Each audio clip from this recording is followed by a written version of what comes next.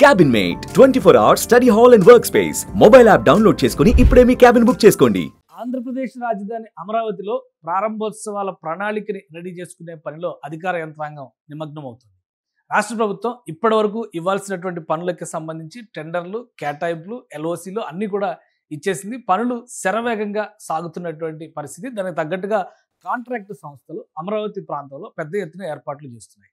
ఈ నెలాఖరు నాటికి కనీసం 25 నుంచి 30 వేల మంది పనిచేసేటువంటి అవకాశం ఉంది. ఆల్రెడీ ఇప్పటికే వేలాదిగా కార్మికుల్ని ఆయా కాంట్రాక్టు సంస్థలు ఈ ప్రాంతానికి తరలించాయి. ఈ నేపథ్యంలో పోలీసు యంత్రాంగం స్థానికంగా రియాక్ట్ కావాల్సినటువంటి అగ్నిమాపక విభాగాలతో సమన్వయంతో కూడినటువంటి ఒక సమావేశాన్ని అమరావతిలో నిర్వహించారు.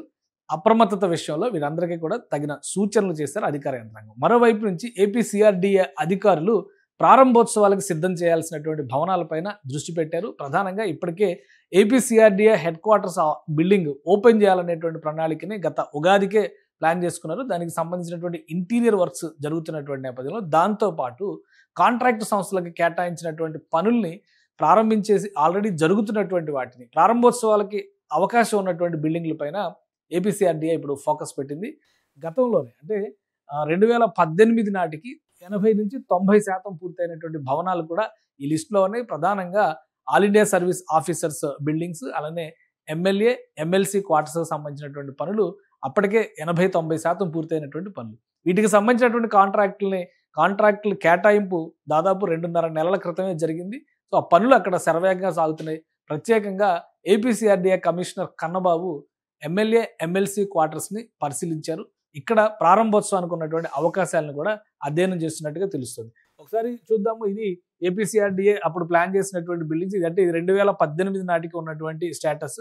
సో ఇది ఐఏఎస్ ఆఫీసర్స్ బిల్డింగ్స్, అలానే ఇది ఎమ్మెల్యే, ఎమ్మెల్సీ హౌసింగ్ సంబంధించినటువంటి కాంప్లెక్స్. సో వీటికి సంబంధించినటువంటి 90% పనులు గతంలోనే పూర్తయినాయి అని చెప్పి అనుకున్నాం. ఇప్పుడు సిఆర్డీఏ అధికారులు అక్కడ ఉన్నటువంటి పనుల స్థితిగతుల్ని భవనాల లోపల జరుగుతున్నట్టు అంటే ఇంటీరియర్ వర్క్స్కి సంబంధించినటువంటి ప్రణాళికను కూడా పరిశీలించారు. గతంలోనే కొన్ని మోడల్ ఫ్లాట్స్ని చంద్రబాబు నాయుడు 2019 వరకు అధికారంలో ఉన్న సందర్భంలో రెడీ చేశారు. ఇప్పుడు వాటి అన్నింటినీ కూడా పరిశీలిస్తున్నారు.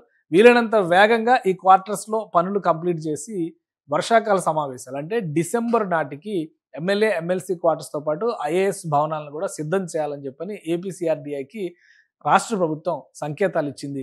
ప్రభుత్వం వచ్చినటువంటి ఏడాదిలోగా ఈ భవనాలను ప్రారంభించాలనేటువంటి ఆలోచన గతంలోనే ఏపీ సీఎం చంద్రబాబు నాయుడు సూచనలు చేశారు. అయితే నిర్మాణానికి సంబంధించినటువంటి కాంట్రాక్టుల కేటాయింపు, 5 ఏళ్ల జాప్యానికి సంబంధించి ప్రొసీజరల్గా జరగాల్సినటువంటి ప్రక్రియ, వీటన్నిటి వలన కొంత జాప్యం జరిగింది.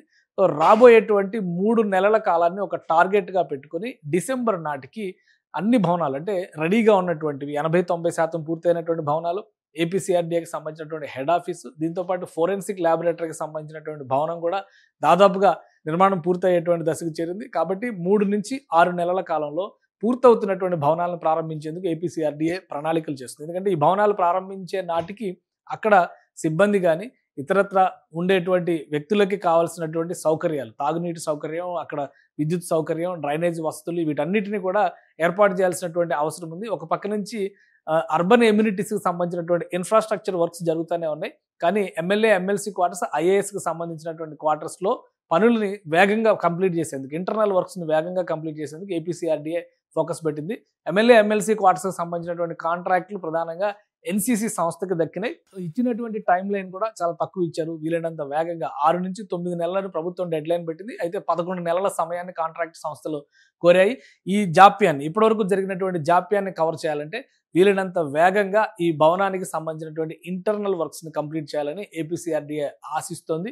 ఆ క్రమంలోనే సిఆర్డీఏ కమిషనర్ కన్నబాబు ఈ భవనాలన్నింటినీ కూడా కలిదిరిగారు, పరిశీలించారు, పనుల స్టేటస్ని అధ్యయనం చేశారు. దీని ద్వారా డిసెంబర్ నాటికి ఈ భవనాలు రెడీ అయితే డిసెంబర్ లేదా జనవరి మాసాల్లో ఓపెనింగ్కి సిద్ధం కావాలి. ఎందుకంటే డిసెంబర్లో సాధారణంగా అసెంబ్లీ సమావేశాలు జరిగేటువంటి ప్రణాళిక ఉంటుంది. ఆ నాటికి ఈ భవనాలు రెడీ అయితే లాంఛనంగా ప్రారంభించడానికి ఒక ప్రణాళికను సిద్ధం చేయొచ్చని ఏపీసీఆర్డీఏ భావిస్తుంది. రాష్ట్ర ప్రభుత్వం ఇచ్చినటువంటి టైం లైన్కి అనుగుణంగానే ఈ ప్రణాళికల్ని అమలు చేసేందుకు సిఆర్డీఏ సిద్ధమవుతున్నట్టుగా సమాచారం. సుమన్ టీవీలో మీ పర్సనల్ అండ్ బిజినెస్ ప్రమోషన్స్ కోసం కింది నెంబర్కి కాంటాక్ట్ చేయండి.